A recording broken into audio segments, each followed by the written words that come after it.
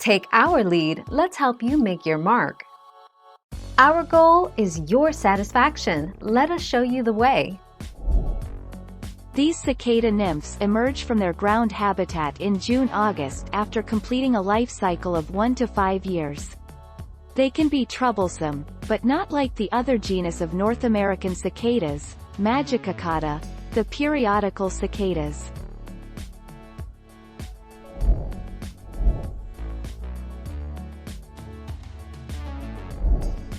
Take our lead.